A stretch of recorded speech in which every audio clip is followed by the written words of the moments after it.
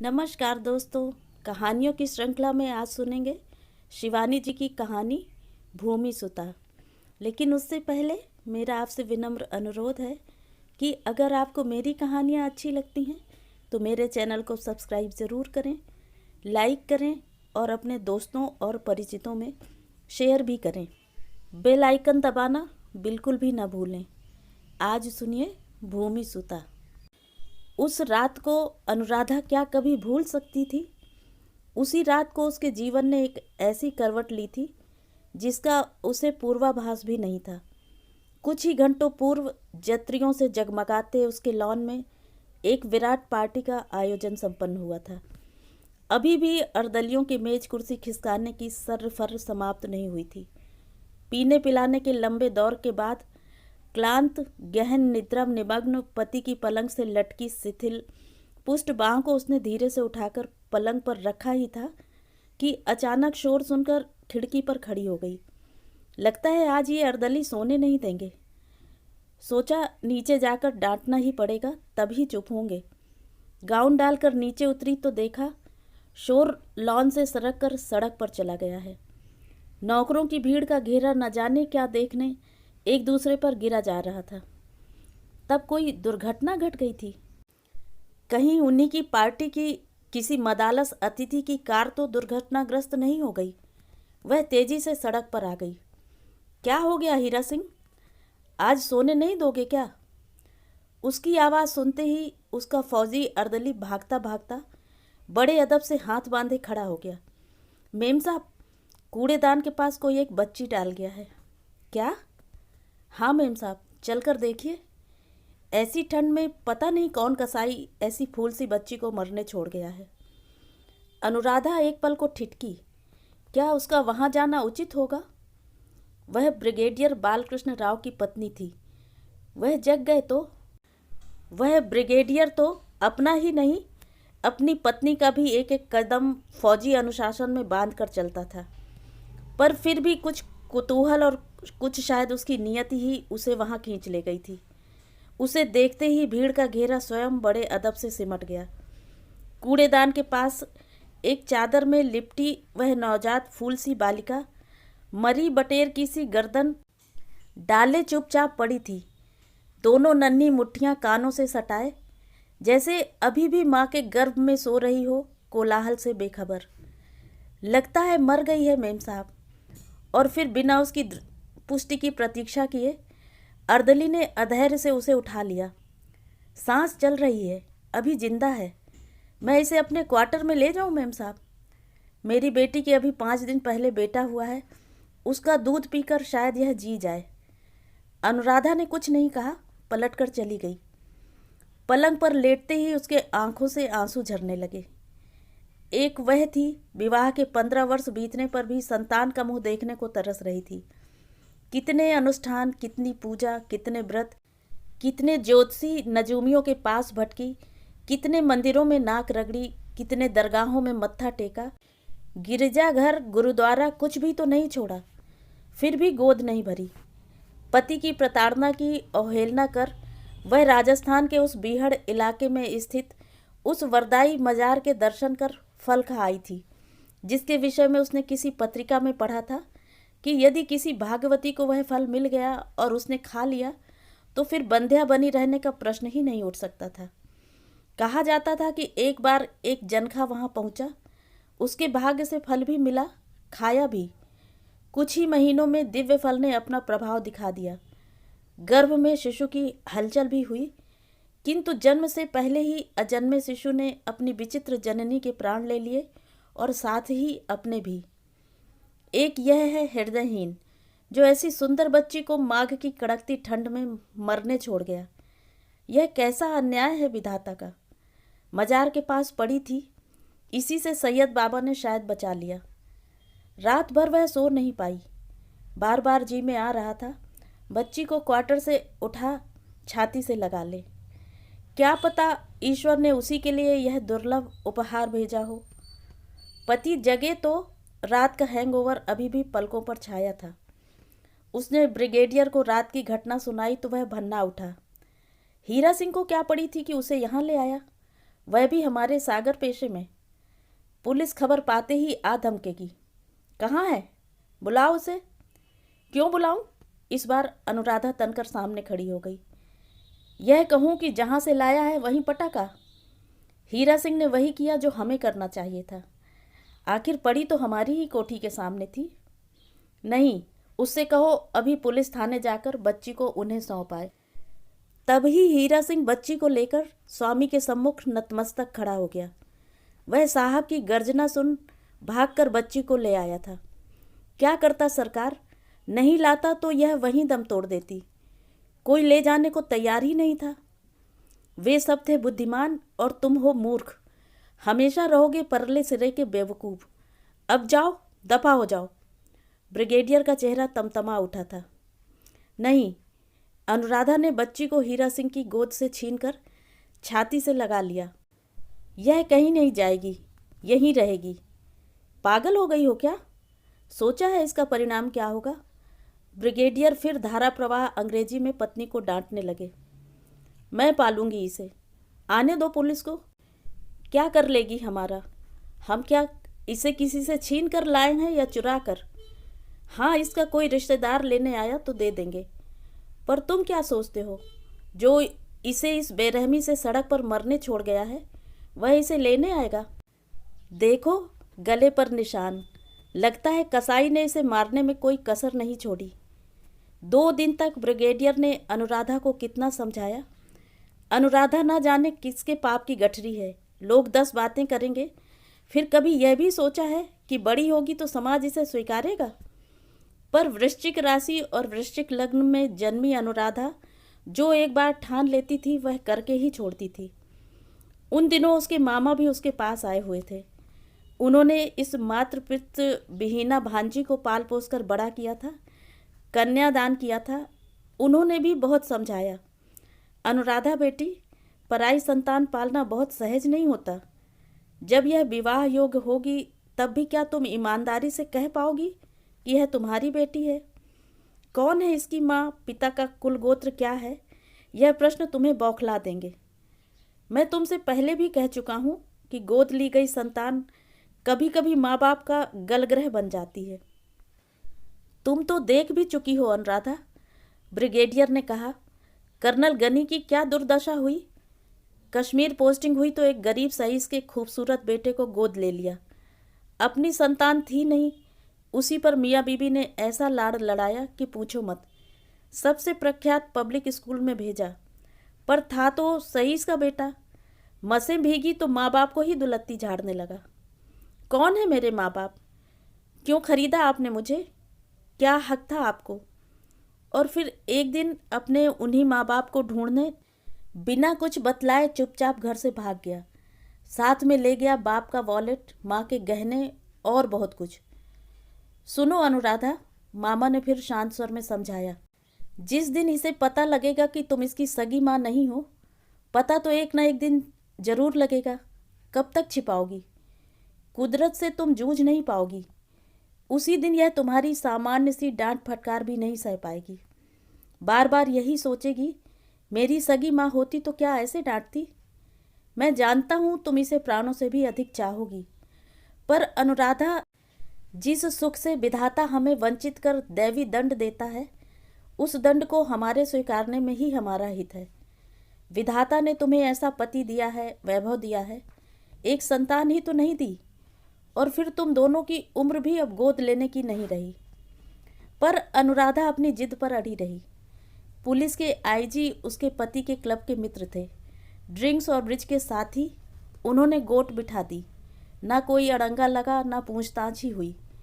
एक दिन विधिवत पंडित बुलाकर उसका नाम भी धर दिया गया।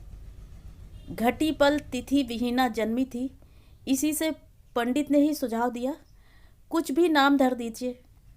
ब्रिगेडियर भी बच्ची का सुंदर चेहरा देखकर पिघल गए थे। उन्होंने नाम धरा गोमती। लखनऊ में जन्मी है। नहीं, मामा ने कहा, नदी और नक्षत्र का नाम नहीं रखा जाता। सीता, अनुराधा ने कहा। छोटा सा नाम है, सुंदर भी और पुकारने में छोटा।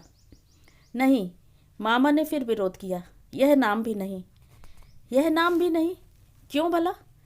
सीता क्या कभी सुखी रही? 14 वर्ष का वनवास झेला, रावण ने हरण किया, पति ने त्याग दिया, रखना है तो पार्वती धर दे। पार्वती जैसे बड़ी सुखी रहीं। नंग धड़ंग पति पत्ते खाकर तपस्या की, मायके से धकेल दी गई और बैल की सवारी मिली। अनुराधा ने बच्ची को मामा की गोद में डाल दिया। देखो मामा, क्या रंग है, आंखें देखो, जैसे भगवान ने 2 पन्ना जड़ दिए हैं। नाक एकदम यूनानी। मैं तो इसका नाम रखूंगी भूमि सुता। धरती की बेटी है ये। और फिर सुता को देखने नित्य ही फौजी अफसरों की पत्नियां दल बांधकर आने लगी। जो देखता वही उसका भुवन मोहिनी रूप देखकर मुग्ध हो जाता। बड़ी होकर यह निश्चित ही मिस यूनिवर्स बनेगी मिसेज राव।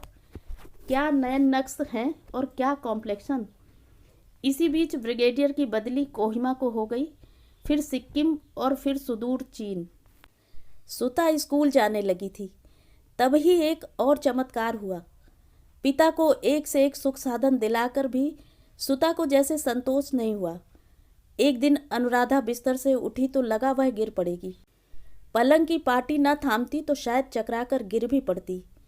पेट की सारी आंतें गोल मोल घूमती मुंह को आ रही थीं। वह घबराकर फिर लेट गई। घर में अकेली थी। सुता स्कूल गई थी, पति दौरे पर। घर में एक चीनी नौकरानी थी जो न उसकी भाषा समझती थी न उसकी वह। पर 2-3 दिन तक लगातार स्वामी की यह अवस्था देख वह समझ गई। वह स्वयं 9 बच्चों को जन्म दे चुकी थी। हंसकर उसने अपने पेट के इर्द गिर्द दोनों हाथों का घेरा बना उसे समझाया कि उसने उसकी बीमारी का सूत्र पकड़ लिया है। यही नहीं, काल्पनिक शिशु को दोनों हाथों में हलरा दुलरा स्थिति और भी स्पष्ट कर दी। तुम्हें क्या हुआ है मम्मी? भोली सुता ने अपनी नन्ही बाहें माँ के गले में डालकर पूछा।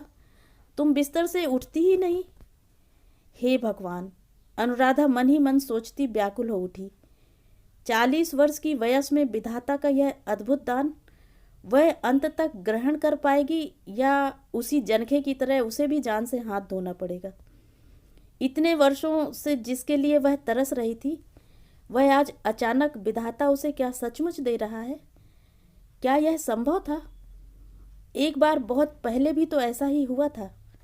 विवाह के दूसरे ही वर्ष ये ही लक्षण ब्रिगेडियर को कितना उत्साहित कर गए थे। डॉक्टरनी ने तो बधाई भी दे दी थी, पर एकाएक स्वयं ही तप्त धरणी से वे बादल स्वयं बिना बरसे ही चले गए थे। धीरे धीरे वे सुखद लक्षण स्वयं लुप्त हो गए। क्या आज भी वैसा ही कुछ हो रहा है? चिंतातुरा अनुराधा पति की प्रतीक्षा करती रही। जब बताया तो वह हो कर हंसने लगा। पागल हो गई हो क्या? यह तुम्हारे मेनोपॉज का टाइम है। सुना है इसमें ऐसा होता है। किंतु चीनी नौकरानी का निदान ठीक था। डॉक्टरनी ने पुष्टि की और पूछा, पहली संतान कब हुई थी? कभी नहीं, ब्रिगेडियर ने कहा। तब कल आपके साथ जो वह प्यारी सी बच्ची थी वह कौन थी? हमारी गोद ली गई बेटी। पर doctor, are you sure? Brigadier को अभी भी विश्वास नहीं हो रहा था। 100% श्योर। टेस्ट में आ गया है, पर आपको बहुत सावधानी बरतनी होगी Mrs Rao. Bed rest, no driving, no smoking, no drinks, वाहन भी नहीं। इस उम्र में प्रसव बहुत कठिन होता है मिसेज राव। संतान भी एकदम स्वस्थ एवं नॉर्मल हो, इसकी भी मैं पुष्टि नहीं कर सकती। पर प्रसव भी स्वाभाविक हुआ, न सिजेरियन न फॉरसेप। बच्चा पूरे 8 पाउंड का गोल मटोल, गोरा चिट्टा मोम का पुतला। सुता तो भाई को पाकर बौरा गई थी। हर वक्त गोद में लेने की जिद करती। तू हमारी भाग्य लक्ष्मी है सुता, ब्रिगेडियर कहते। तू ही तो पीठ पीछे भाई लाई है। देखो अनुराधा, सुता पर अब तुम्हें और अधिक ध्यान देना होगा। भाई के लिए उसके मन में कभी ईर्ष्या का अंकुर न उगने देना। अनुराधा सांवली थी और ब्रिगेडियर था घोर कृष्णवर्णी, पर बेटा था एकदम बगुले का पंख। पता नहीं यह रंग कहाँ से ले आया पट्टा, कहाँ से पाया? ब्रिगेडियर ने हंसकर कहा। सुता से अपनी बहन का रंग पाया है इसने। अनुराधा मुग्ध दृष्टि से पुत्र को देख रही थी। ब्रिगेडियर ने उसी क्षण उसका नाम धर दिया था, रजत राव। बड़ा होगा तो आर आर कहकर पुकारेंगे इसे, मुझसे भी बड़ा ओहदा हासिल करेगा। कटोरे पर कटोरा, बेटा बाप से भी गोरा, समझी? ठीक ही भविष्यवाणी की थी ब्रिगेडियर ने। बेटा सचमुच ही बाप से भी गोरा निकला। वर्षों बाद स्वदेश लौटे तो ब्रिगेडियर राव जनरल राव बन चुके थे। अवकाश प्राप्ति सन्निकट थी, पर उन्हें अपने आसन्न वानप्रस्थी जीवन की कोई चिंता नहीं थी। बेटी सुता अहमदाबाद में MBA कर रही थी। बेटा विदेश सेवा में आ गया था। उनकी निरंतर प्रवास यात्रा ने उन्हें रंच मात्र भी क्लांत नहीं किया था। शरीर अभी भी पूर्ववत संतुलित बना रह गया था। चीनी खाने की लालिमा कपोलों पर स्थायी रूप से रस बस गई थी। उदर की परिधि 1 सेंटीमीटर भी नहीं बढ़ी थी। अंतर हुआ तो बालों में। कनपट्टी पर हल्की सफ़ेदी उतर आई थी, किंतु मूछें अभी भी काली थी। राव ने शरीर की आकर्षक गरिमा बनाए रखने के लिए वैसा ही त्याग भी किया था। कड़ी कवायद, मीलों की जॉगिंग, जबान पर चीनी का दाना नहीं आने दिया। रात को केवल सूप और लंच में उबली सब्जी, समुद्री घास पत्ते और फलों का रस। अनुराधा भी पति की सेहत के साथ कदम पर कदम मिलाकर चली थी। इसी से तन्वी देह में छटाक भर मांस भी नहीं चढ़ने दिया। उस पर उसकी पहनने ओढ़ने की रुचि सदा से बेजोड़ रही थी। जनरल बनने के बाद राव के चेहरे पर सामान्य सा अहंकार अवश्य झलकने लगा था। आगे पीछे ADC 3-4 गाड़ियां, अदब से दोहरी होती पूरी बटालियन। भला ऐसी प्रभुता किसे मदमस्त नहीं करती। वैभव बढ़ता गया, रिश्ते कमजोर पड़ते गए। नए मित्रों की संख्या बढ़ी, पुराने चेहरे स्मृति से विलुप्त हो गए, किंतु एक मित्र को वे कभी नहीं भूले, कर्नल माथुर। पति पत्नी दोनों जनरल को, अनुराधा को अब भी उतने ही प्रिय थे। उन्हीं ने जनरल की अनुपस्थिति में ठीक अपनी कोठी के सामने उनकी शानदार कोठी बनवा दी थी। पुत्री की उन्हें कोई चिंता नहीं थी। वह पहले ही घोषणा कर चुकी थी कि वह आजीवन करियर को ही पति रूप में वर्ण करेगी। मैं शादी नहीं करूंगी पापा, आप दोनों धकेल भी दोगे तो भी इस घर से नहीं जाऊंगी। बेचारी सुता तब क्या जानती थी कि एक दिन नियति उसे उसी बेरहमी से उसी चौराहे पर धकेल देगी जहां एक बार पटक दी गई थी। पुत्र की भी उन्हें चिंता नहीं थी। ऊंचा अगला गबरू जवान, रत्न जड़ित सिंहासन वाली नौकरी, उसके लिए भला रिश्ता क्यों ढूंढें? ऐसे वांछनीय वर को तो रिश्ते स्वयं ढूंढ लेते हैं। पर अनुराधा को पुत्र के प्रति पति की यह उदासीनता अखरती थी।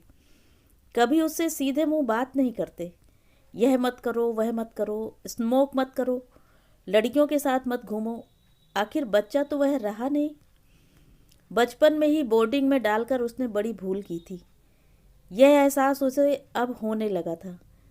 माता पिता से रजत का रिश्ता हमेशा के लिए गर्मी की छुट्टियों वाला रिश्ता रह गया था, महज औपचारिकता का रिश्ता।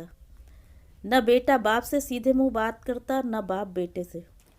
उधर सुता कभी किसी शिकायत का मौका नहीं देती। कभी कॉफ़ी बनाकर ला रही है, कभी उनके गोल्फ के दस्ताने टोपी थमा रही है, कभी इस्त्री किया रुमाल। यहाँ तक जनरल के जूतों में पॉलिश भी वह स्वयं करती, वह भी ऐसा कि मुंह देख लो। मैं हमेशा आदमी के जूते देखकर उसके व्यक्तित्व को जांचता हूँ सुता। जिसके जूते धूल से सने बिना पॉलिश किए होंगे, उसका मन भी वैसा ही होगा, आलसी, धूल से सना, फूहड़। अवकाश प्राप्ति के पश्चात दिन रात जूते चमकाने वाले अर्दली तो रहे नहीं। इसी से छुट्टी में घर आती तो सुता ही वह काम करती। छुट्टियां खत्म होती, वह चली जाती तो जनरल का मूड उखड़ जाता। उसके जाने के तीसरे ही दिन रजत छुट्टी में अचानक घर आ गया।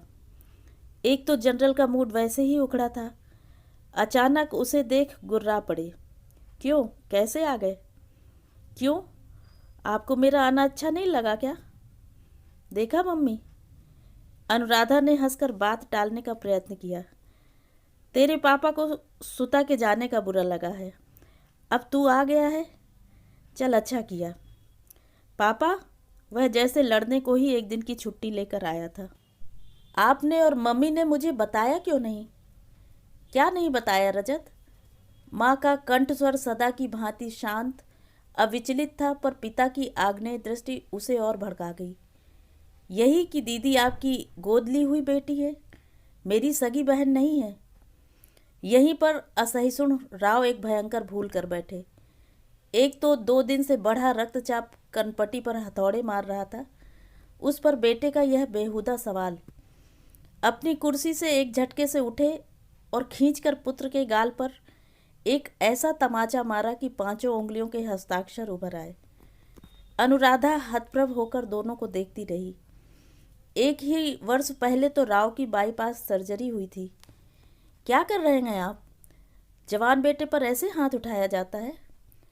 हाँ हाँ, 1000 बार उठाऊंगा। खबरदार जो कभी यह बात जबान पर लाए या सुता से कुछ कहा। वह कुछ भी नहीं जानती।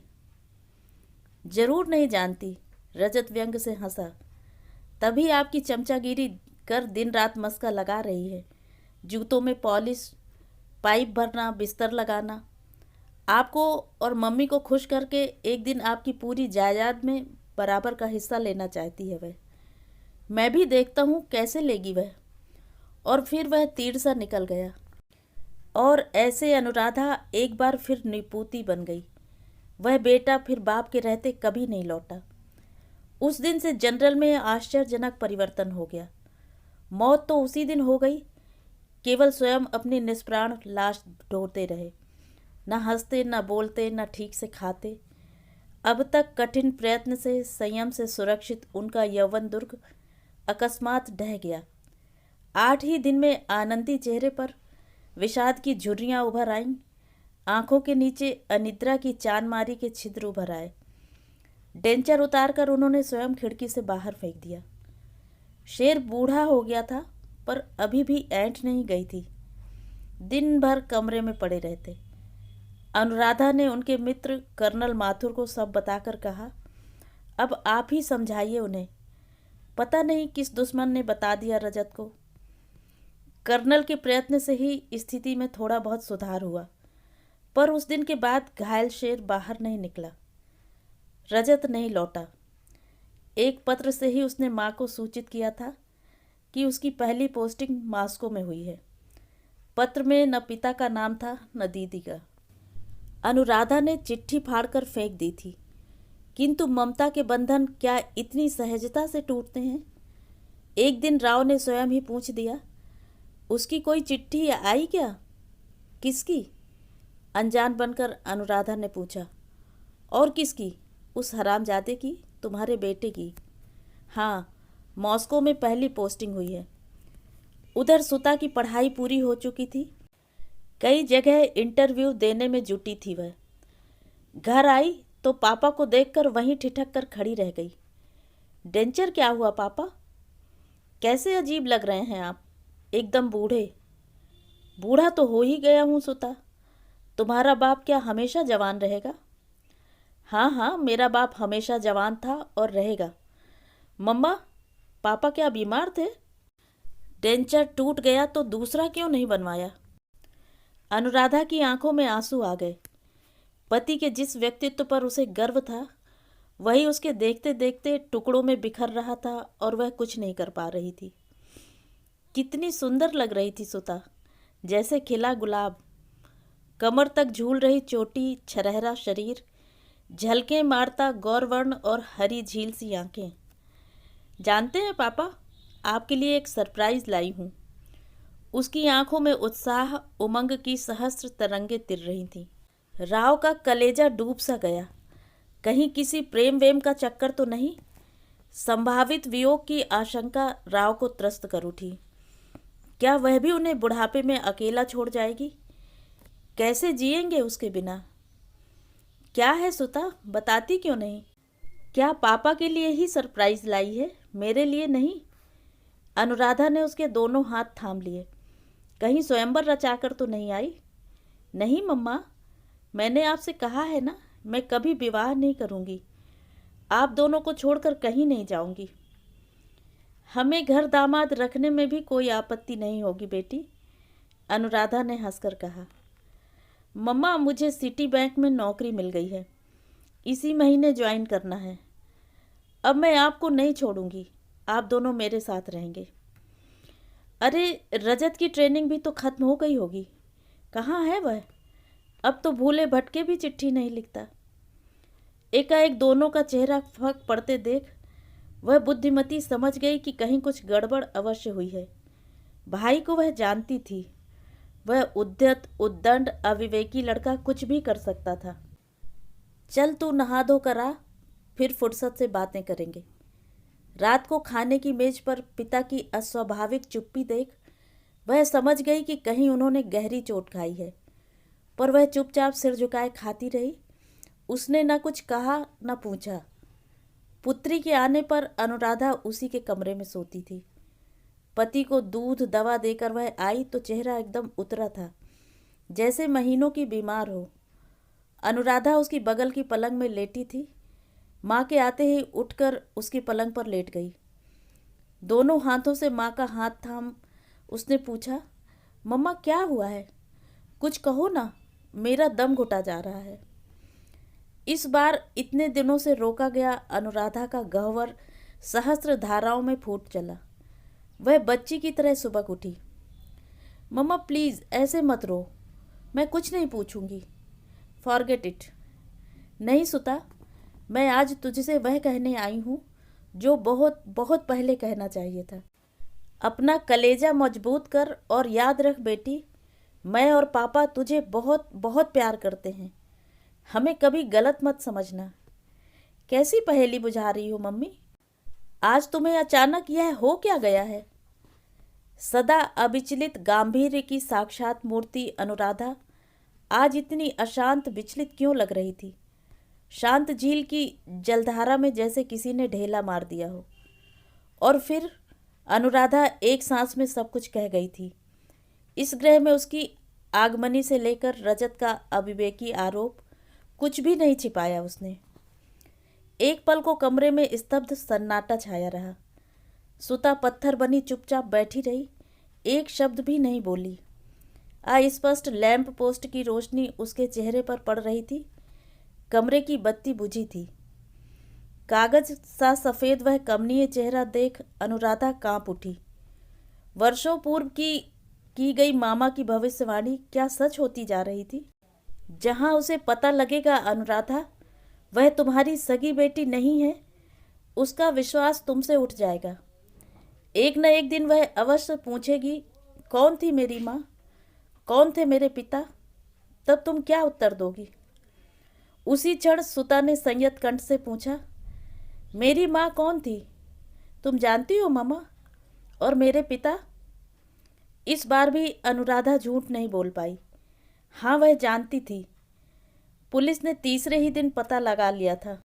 सौतेली माँ के दुर्व्यवहार से ऊबकर घर से भागी उसकी अभागिनी जननी किसी समृद्ध जमींदार ठाकुर की बेटी थी। संन्यास लेने स्वेच्छा से नहीं, भटक कर पहुंची थी ब्रह्मा कुमारियों के आश्रम में। वहां आते ही बीमार पड़ी। पता लगा दोनों फेफड़े क्षयग्रस्त हैं। तत्काल उसे इलाज के लिए ठाकुरगंज के टीबी अस्पताल में भेज दिया गया। पूरे 6 महीने में स्वस्थ होकर लौटी तो स्वास्थ्य एवं रूप देखकर हेड वैष्णवी दंग रह गई। कपोलों की लालिमा, बड़ी बड़ी मदमस्त आंखों से उठती गिरती आनंद उत्साह की सहस्त्र तरंगे। आज तक जटिल रोग से पिचके क्षुधातुर उदर के अस्वाभाविक उभार का रहस्य जब उजागर हुआ तो बहुत देर हो चुकी थी। पूरे शहर में उस सर्व स्वत्याग्नि वैष्णवी दल की प्रचुर ख्याति थी। श्वेत वस्त्रों में लिपटी, बिना दाएं बाएं नजर उठाए वे कभी कभार देव दर्शन को निकलती तो लोग श्रद्धा से स्वयं नतमस्तक हो खड़े हो जाते। वह अभागिनी कहाँ से कालिक पोतने आ मरी? नहीं, उसे शरण देने का अर्थ ही था पाप को प्रश्रय देना। आधी रात को उसे बड़ी बेरहमी से बाहर निकाल दिया गया था। फिर वह कहाँ गई, कहाँ उसने अपनी अवांछित संतान को जन्म दिया, यह सब वैष्णवी ने पता लगा लिया था। वही बदचलन मुसलमान डॉक्टर इदरीस कुरैशी ने उसे ले जाकर निशातगंज की एक कोठरी में छिपा दिया था और स्वयं निगरगंड सांड सा घूमने लगा था। स्पष्ट था कि उसी ने प्रसव कराया और फिर मासूम माँ का गला घोट लाश गोमती में फेंक दी थी। पोस्टमार्टम में गले में अंगुलियों के स्पष्ट निशान मिले थे। वह आत्महत्या नहीं, निर्मम हत्या है, राव के मित्र पुलिस कमिश्नर मिश्रा ने कहा था। जिस धोबी ने यह सब देखा वह गवाही देने को तैयार नहीं है। न कोई गवाह है न सबूत। डॉक्टर पकड़ा भी गया तो बड़ी आसानी से छूट जाएगा। बच्ची तुम्हारे पास ही रहे, इसी से अब हमने फाइल दाखिल दफ्तर कर दी है। धीरे धीरे सबूत भी जुट गया था। अनुराधा जैसे ट्रांस में बोलती जा रही थी। लाश गोमती में बहा, वह तुझे लेकर मजार पर पहुंचा। तेरा गला घोटने जा ही रहा था कि पेड़ के नीचे सोया मुजावर जग गया। कौन है रे? रोती बच्ची को वहीं पटक डॉक्टर भागा। चेहरा नकाब से ढका था। हड़बड़ी में नकाब गिर गई और मुजावर ने पहचान लिया। यह तो ठाकुरगंज का डॉक्टर कुरैशी है। वह भी तो उनका मरीज रह चुका था। जब तक उसने शोर मचाया, डॉक्टर तेजी से कार चलाकर गायब हो गया था। तुमने देखा? कौन रख गया है इसे? भीड़ में से किसी ने पूछा। नहीं जी, मैं देखता तो छोड़ देता उसे। बुद्धिमान मुजावर जानता था कि यह गवाही उसे महंगी पड़ेगी, पर उसने अपने मित्र हीरा सिंह को बताया। और उसके पेट में क्या पानी भी कभी बच सकता था? तीसरे ही दिन मुजावर की लाश उसी पेड़ के नीचे मिली जहां वह सोता था। तेरे पापा ने ही पुलिस को फ़ोन किया, पर डॉक्टर फरार हो गया था। कहते हैं दुबई भाग गया है। सुता निःशब्द बैठी थी। उसकी सुदीर्घ चुप्पी ने अनुराधा को भयत्रस्त कर दिया। नाराज हो गई सुता? वह फिर भी चुप रही। मैं सच कहती हूँ सुता, कई बार तुझे सब कुछ बताने की सोची, पर फिर साहस ही नहीं हुआ। तुझे भले ही गर्भ में न रखा हो, माना तुझे हमेशा अपने ही रक्त मांस का टुकड़ा। उसका गला रुंध गया। सो जाओ मम्मी, बहुत रात हो गई है। शांत सैयद स्वर में कहीं उत्तेजना नहीं थी। वह फिर चुपचाप अपने पलंग पर लेट गई। पर उस रात न माँ की आंखों में नींद थी न बेटी की। सुबह होते ही वह फिर अपनी स्वाभाविक दिनचर्या में लौट आई, जैसे कुछ हुआ ही न हो। पापा के साथ नित्य की भांति घूमने गई, चाय बनाकर लाई, इधर उधर की बातें करती रही। एक पल को भी उसने उस अवांछित प्रसंग को उभरने ही नहीं दिया। अपने व्यवहार से, स्नेह सिक्त हंसी से वह जैसे उन दोनों को यही विश्वास दिलाने की प्राणांतक चेष्टा कर रही थी कि चाहे कुछ भी हो जाए, वह उन्हीं की सगी बेटी है और हमेशा रहेगी। आज खाना मैं बनाऊंगी मम्मा, आप किचन में एकदम नहीं जाएंगी। चुपचाप पलंग पर लेटी रहिए, समझी? ब्रिगेडियर राव ने अखबार नीचे रख तिर्यक दृष्टि से पुत्री को देखा। अब मुझे तेरी माँ की कोई चिंता नहीं रही सुता। तू किचन ही नहीं सब कुछ संभाल लेगी। मैं नहीं भी रहा तो। छी पापा, सुबह ही सुबह कैसी मनहूस बातें कर रहे हैं। इनका तो दिमाग ही फिर गया है। तू नहीं रहती है तो मुझे ऐसे ही डराते हैं, क्यों जी? पिछली बार तिरुपति में पद्मनाथन ने आपकी कुंडली देखकर कहा था ना कि दीर्घायु योग है आपका। राव ने हंसकर चाय की चुस्की ली।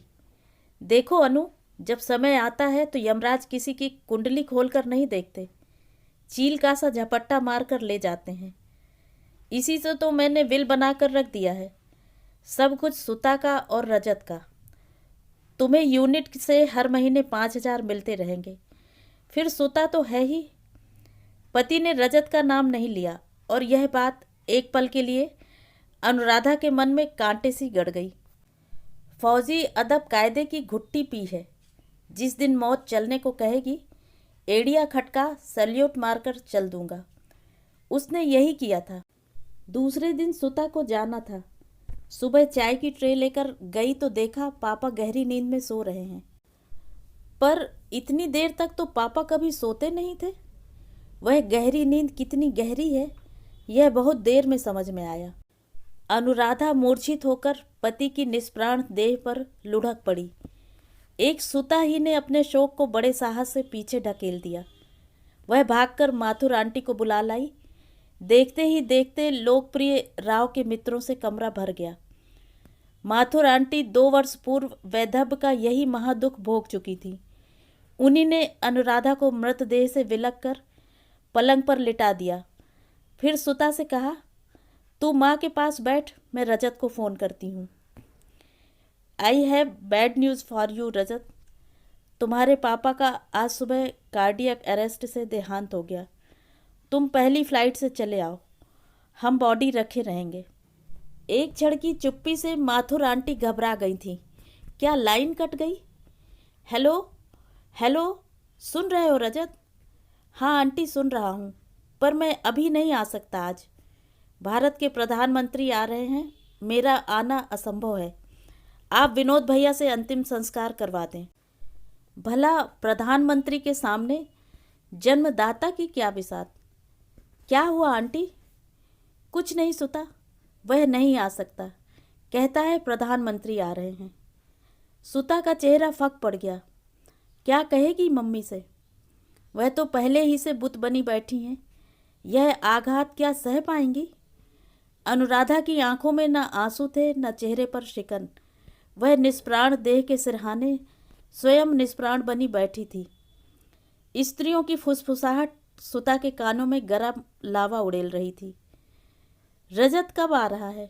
एक ही तो बेटा है, कंधा देने तो जरूर आएगा। किंतु अभागा बाप पराए कंधों पर ही गया। बेटे का स्कंध स्पर्श उसे नसीब नहीं हुआ। सुता ने छुट्टी बढ़ा ली थी। माँ को अकेली छोड़ वह कैसे जा सकती थी? पर फिर अनुराधा ने ही उससे कहा, तू चली जा सुता, तेरी नई नई नौकरी है। माथुर आंटी तो है ना। जाने से पहले दिन वह माँ के पलंग में ही सोई। मम्मी, मैं उसका पता लगा कर रहूँगी। किसका? उसी का जिसने हमारे घर की सुख शांति भंग की, जिसने पापा के प्राण ले लिए, रजत को मेरा शत्रु बना दिया। पागल मत बन सुता। घबराकर अनुराधा बैठ गई। वचन दे, तू ऐसा कोई काम नहीं करेगी। वह बहुत खतरनाक आदमी है, उसे ईश्वर ही दंड देगा। नहीं, दंड मैं ही दूंगी और तुम्हें बता जाऊंगी कि मैंने कैसा दंड दिया। तब तक घर नहीं लौटूंगी मम्मी। ढूंढ तो उसने लिया ही, दंड भी ऐसा दिया कि परिवार सहित जीवन भर तड़पता रहेगा। पर माँ को बताने का अवकाश जुटा तो माँ प्राण रहते भी निष्प्राण बन चुकी थी। पहले गई थी दुबई, पर पता लगा वहाँ प्रचुर धन ख्याति बटोर डॉक्टर कुरैशी बम्बई चले गए थे। उन्हीं के एक मित्र से बम्बई का पता लेने पहुंची तो वे उसे घूर कर देखते रहे। आप उसकी कौन हैं? कोई नहीं, वह हंसी। क्यों पूछ रहे हैं आप? माफ़ कीजिएगा, पर आपका चेहरा, आपकी आंखें, उठने बैठने का सलीका कुरैशी का है, इसी से पूछ बैठा। कभी कभी ऐसा भी होता है। वह हंसी और पता लेकर तीर सी निकल गई। बम्बई जाने से पहले उसने दुबई से घर को कई बार फ़ोन लगाया। घंटी जाती रही पर किसी ने नहीं उठाया। कहीं मम्मी बीमार तो नहीं हो गई? जब से उसकी श्रीलंका में पोस्टिंग हुई, वह काम में ऐसी डूबी कि घर की खोज खबर ही लेना भूल गई। 2-3 चिट्ठियाँ भी लिखी, पर न माथुर आंटी ने उत्तर दिया न माँ ने। दुबई से लौटी तो आते ही फिर जनक संधान में जुट गई। सुना था भिंडी बाजार में ही डॉक्टर कुरैशी की कोठी भी है और क्लिनिक भी। किसी माफिया सम्राट ने उन्हें कोठी खरीदकर उपहार में दी थी। किसी घृणित रोग से डॉक्टर ने उन्हें मुक्ति दिलाई थी और फीस के रूप में वह कोठी मिली थी। वहीं वे अपनी बेगम और बच्चों के साथ रहते थे। कई गंदी गलियों को पार कर वह पहुंची तो संगमरमरी नेम प्लेट देखकर रुक गई। डॉक्टर इदरीस कुरैशी, गुप्त रोग विशेषज्ञ। यहाँ एड्स का यूनानी पद्धति से इलाज किया जाता है। 2 मुच्छेदार वर्दीधारी द्वारपाल उसे देखते ही चौकन्ने हो गए। जब से दंगे हुए तब से उनकी सतर्क दृष्टि और पैनी हो गई थी। हिंदुवानी लगती है, एक की स्पष्ट फुसफुसाहट उसने सुन ली। किससे मिलना है? वहीं रुको, एक द्वारपाल गरजा। डॉक्टर कुरैशी से। वे घर पर किसी मरीज को नहीं देखते, क्लिनिक में जाइए। मैं मरीज नहीं हूँ, उनसे मिलना है। क्या बात है? कौन है अब्दुल? एक विचित्र मूर्ति द्वार घेर कर खड़ी हो गई। शोख नीले रंग का सूट, रेशमी जालीदार दुपट्टा, सिर से पैर तक सोने की जगमगाहट, दबंग गृह स्वामिनी की मर्दानी आवाज बादल सी कड़की। कौन हो तुम? किससे मिलना है? सुता उस स्वर्ण मंडिता मूर्ति को देख आवाक खड़ी रह गई।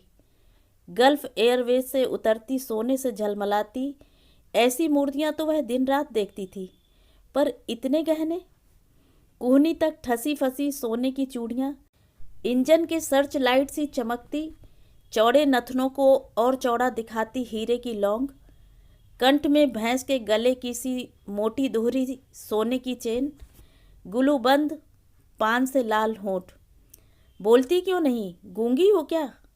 जी नहीं, गूंगी नहीं हूँ, डॉक्टर कुरैशी से मिलना है। तो सुन लो जी, डॉक्टर साहब घर पर किसी से नहीं मिलते। ऐसे ही कल वह सोनागाछी की बंगालन यहाँ धरना दिए रही।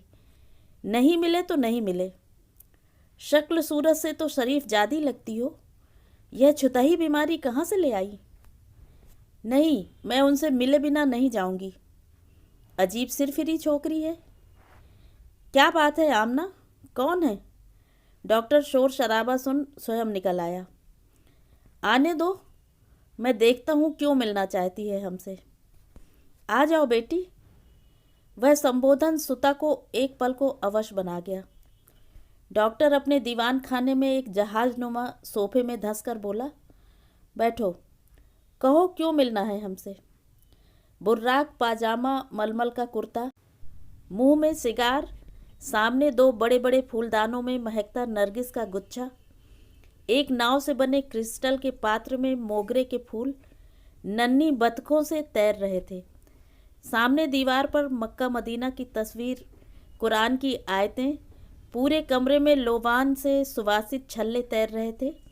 इसी से पहले चेहरा ठीक से नहीं दिखा, जब दिखा तो सिर चकरा गया। अब समझ में आया दुबई में उनका मित्र उसे घूर घूर कर क्यों देख रहा था। कितना साम्य था बाप बेटी के चेहरे में। वही रंग, वैसी ही तीखी नाक और एकदम वैसी ही हरी आंखें। जो कहना है बिना झिझक कह डालो, घबराओ नहीं, हमारे पास हर मर्ज की दवा है। हमने कईयों को नई जिंदगी बख्शी है। और कितनों की जिंदगी छीनी है? सुता ने तपाक से पूछ लिया। डॉक्टर का चेहरा तमतमा उठा। कौन हो तुम? अपना चेहरा देखिए आईने में और फिर मेरा देखिए, फिर नहीं पूछेंगे कि मैं कौन हूँ। यह क्या बदतमीजी है? जी हाँ, मैं वही हूँ जिसकी मासूम भोली माँ का गला घोट आप गोमती में बहा आए थे। मैं वही हूँ जिसका गला घोट आप सैयद बाबा की मजार पर पटक आए थे। मुजावर ने देख लिया तो आपने उस गवाह को भी साफ कर दिया। डॉक्टर का चेहरा सफ़ेद पड़ गया। घुटने पर धरे दोनों हाथ बुरी तरह कांपने लगे। क्या चाहती हो तुम? पैसा? बोलो कितना चाहिए? पैसा? वह जोर से हंसी। पर्दे के पीछे छिपी डॉक्टर की मुटल्ली 9 बच्चों सहित सब सुन रही थी। उसने देख लिया था। कुछ चीज़ें ऐसी भी होती हैं डॉक्टर कुरैशी, जिन्हें पैसा भी नहीं खरीद सकता। जानते हैं आप? वह उत्तेजित होकर खड़ी हो गई थी। मैं इतनी दूर से यही कहने आई हूँ, सुन सकेंगे आप? जो कहना है जल्दी कहो और दफ़ा हो जाओ। मेरा वक्त बहुत कीमती है। मरीज़ इंतज़ार कर रहे होंगे, नमाज भी पढ़नी है। अच्छा, तो आप नमाज भी पढ़ते हैं? 2 जोड़ा हरी आंखें आपस में टकराईं। एक में थी घृणा, क्रोध और प्रतिहिंसा, दूसरे में था आतंक, केवल आतंक। कहीं पर्स में पिस्तौल छिपाकर तो नहीं लाई है छोकरी? बदला लेगी क्या? मैं यही कहने आई हूँ कि आपकी यह आलमगीर कोठी, गहनों से लदी आपकी बेगम, बेशुमार दौलत सब यहीं धरी रह जाएगी। यहाँ तो यहाँ, कब्र में भी आप तड़पते रहेंगे। आप हत्यारे बूचड़ हैं डॉक्टर। अपने कुरैशी नाम को सार्थक किया है आपने। फिर वह हवा के झोंके से निकल गई थी। एक बार जाने से पहले उसने मुड़कर देखा अवश्य था। डॉक्टर का मुंह खुला था, जबड़े लटक गए थे, आंखों में था भयंकर आतंक। लग रहा था अदृश्य हथकड़ी बेड़ियों में कसा बंधा जघन्य अपराधी हिलडुल भी नहीं पा रहा है। अपना बदला वह ले चुकी थी। तड़पेगा अवश्य। फिर उसकी बेगम, उसके बच्चे भी तो सब सुन रहे थे। उसे दृढ़ विश्वास हो गया कि जो अपने अतीत को भुला केवल अपने समृद्ध वर्तमान में जीता है, उसे भविष्य कड़ा दंड अवश्य देता है। अब वह घर जा सकती थी, पर सामान संजो ही रही थी कि माथुर आंटी की चिट्ठी मिली। कहाँ खो गई हो तुम सुता? रजत और तुम्हारी भाभी से तो मुझे कोई उम्मीद नहीं थी, पर तुम कैसे भूल गई अपनी मम्मी को? अब भी उन्हें देखने नहीं आई तो जीवन भर पछताओगी सुता। वह अब इस दुनिया में रहकर भी नहीं है। ब्लड काउंट तो लो था ही, अब स्मृति भ्रष्ट भी हो गई है। उसे न कुछ याद है न होश ही रहता है। मैं ही जबरदस्ती नहलाती हूँ, खिलाती हूँ। रजत को लिखा तो उसने उत्तर ही नहीं दिया। सुना है कैलिफोर्निया चला गया है।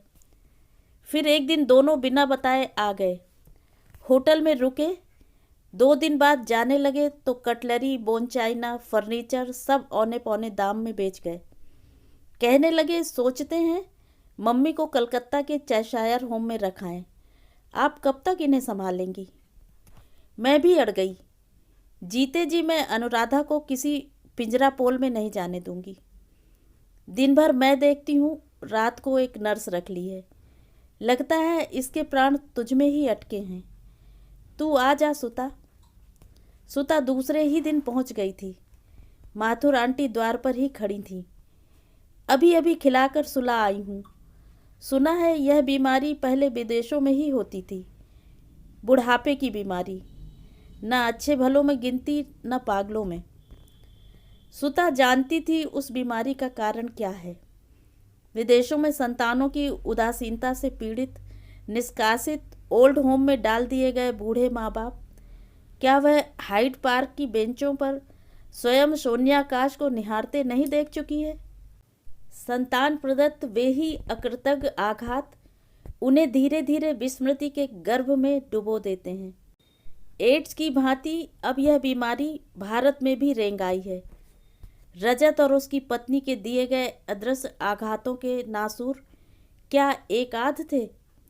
निराश्रित होने का आतंक अनुराधा की निरीह आंखों में सदा के लिए जम गया था। कहाँ जाएगी वह? कभी कमरे ही में लावारिस लाश सी पड़ी रही तो कौन देगा उसे मुखाग्नि? टूटी सी कैंप कॉट में सिमटकर बित्ते भर की रह गई माँ को देख सुता ने बड़ी चेष्टा से रुलाई रोकी। सामने के 2 दांत टूट गए थे। जिस गहन केश राशि को बेड़ी बनाने में उसकी अंगुलियां दुखने लगती थी, वह दूर्वा दल के विरल गुच्छे सी एक रबड़ बैंड में बंधी थी। कहाँ गया मम्मी का वह दबंग व्यक्तित्व? क्या पापा का डबल बेड भी बेच गए? कहा ना मैंने, सुतली भी नहीं छोड़ी। उसका भी गोला बनाकर बेच गई तेरी भाभी। Fridge, washing machine, 3 AC. Lucknow की सड़ी गर्मी में मम्मी कैसे रहेंगी यह भी नहीं सोचा। क्या सोचते? मैंने क्या अनुराधा को यहाँ रहने दिया? अपने यहाँ उठा ले गई। फिर मुझे लगा भले ही विस्मृत हो गई हो, कहीं तो इसके इस प्रिय बंगले के फर्श तले, इसके अवचेतन में इसकी स्मृतियाँ दबी पड़ी होंगी। जा रही हैं तो यहीं से जाएं। सुता ने उस संक्षिप्त अवधि में माँ की सेवा में अपने को मिटा दिया। रात की नर्स की छुट्टी कर दी। माथुर आंटी को जोर जबरदस्ती कर आराम करने घर भेज दिया। ये अंतिम क्षण सिर्फ माँ बेटी के रहे। तीसरे दिन ब्रह्म मुहूर्त में मम्मी का हाथ स्वयं उससे विलग हो गया। बड़ी देर तक वह उसकी छाती में मुंह छिपाए पड़ी रही। फिर माँ का हिम शीतल माथा चूम उसने चादर से मुंह ढांप दिया और माथुर आंटी को बुला लाई। उन्हीं की मदद से उसने फिर मुट्ठी भर की प्राणहीन देह को भूमि पर धरा। उजाला होते ही प्रतिवेशी भागते आ गए। वह संत स्वभाव की सौम्य प्रतिवेदनी सबको प्रिय थी। अंतिम संस्कार मैं करूंगी आंटी। सुता का दृढ़ स्वर सुन सब चौंक उठे। नहीं, यह तो बेटा करता है सुता। देखते ही देखते महाप्रस्थान की पूरी तैयारी हो गई। दाग कौन देगा? यह काम तो पुत्री नहीं कर सकती। विनोद आ गया है। वह अनुराधा को चाची कहता था, वही दाग देगा, माथुर आंटी ने कहा। विनोद उनका भतीजा था। किसी तरह समझा बुझाकर सुता को घाट जाने से रोक लिया गया। तीसरे दिन एक गंड पात्र में अस्थियां चुनकर विनोद उसे थमा गया था। सुता, प्रयाग, बनारस या हरिद्वार में विसर्जित कर देना। पूरे 10 दिन तक वह विनोद के साथ निषादगंज के घाट पर क्रिया करने बराबर खड़ी रही। लखनऊ के उस घाट की तीखी सीढ़ियां उतरते ही जैसे उसकी श्वास अवरुद्ध हो जाती थी। एक ओर शिव का मंदिर, सामने डोरियों से बंधा अश्वत्थ का अक्खड़ वृक्ष, जिसकी परिक्रमा कर मृत व्यक्ति से अंतिम विदा ली जाती थी। आसपास बनी समाधियां और सामने बहती गोमती की धूमिल छीड़ जलधारा। आज क्रिया का अंतिम पर्व था। हाथ में जल लो, कुश और तिल। तुम्हारी चाची थी ना? नहीं, मेरी माँ थी। मैं करूँगी। सुता विनोद को धकिया कर स्वयं बैठ गई। पंडित जी ने आश्चर्य से उसे देखा। पागल थी क्या यह लड़की? तुम कैसे करोगी? पिंड तो भैया ने दिया है ना। आप कराइए पंडित जी, मैं करूँगी। उनका कोई बेटा, सगा भतीजा, भांजा नहीं है क्या? मैं ही उनका बेटा, भतीजा, भांजा हूँ। कहा ना मैंने। वह झल्लाई तो पंडित सहम गया। हाथ में जल लो, कहो गंगायाम च जले मोक्षो, वाराणस्याम जले स्थले, अंतरिक्षे गंगा सागर संगमे, ये मृता न पुनर्भवा। गंड पात्र को दोनों हाथों से विसर्जित करो। सुता ने पात्र को सिर से लगाकर जलधारा में विसर्जित कर दिया। धीरे धीरे हिलता डुलता, कभी सीधा कभी टेढ़ा होता वह पात्र बहता गया। ये मृता न पुनर्भवा। मम्मी जाओ, अब इस बेरहम दुनिया में मत लौटना। वह बुदबुदाने लगी। विनोद भैया, आप पंडित जी को घर ले जाकर दक्षिणा चुका दीजिए। मैं थोड़ी देर में आ जाऊंगी। सचमुच ही सिरफिरी लड़की है, सोचता विनोद चला गया। वह बड़ी देर तक निस्तब्ध घाट पर अकेली बैठी रही। पात्र अब आंखों से ओझल हो चुका था। वर्षों पहले इसी गोमती की उदार बाहों ने उसकी एक जननी को आश्रय दिया था। आज उसकी दूसरी माँ को भी अपनी उन्हीं उदार बाहों में ले लिया। बहन जी, वह चौंकी। मंदिर का अर्धनग्न पुजारी न जाने कब उसके पीछे आकर खड़ा हो गया था। अब आप घर जाइए। यह सड़क अब लखनऊ की बदनाम सड़क बन गई है। जब से रिंग रोड बनी है, दिन रात राहजनी, चेन खींचना, गुंडागर्दी आम बात हो गई है। कहें तो रिक्शा बुला दूं? नहीं, मैं चली जाऊंगी। वह उठ गई। जीवन की सबसे बड़ी राहजनी तो वह देख चुकी थी। जहां पिता पुत्री का गला घोंट सकता है, किसी भोली निर्दोष किशोरी का सर्वनाश कर अकारण उसकी जान ले सकता है, जहां सगा बेटा माँ को प्राण रहते भी निष्प्राण बना सकता है, इससे बड़ी राहजनी भला देख भी क्या सकती है। तो ये थी कहानी। कहानी आपको कैसी लगी? कमेंट करके ज़रूर बताएं।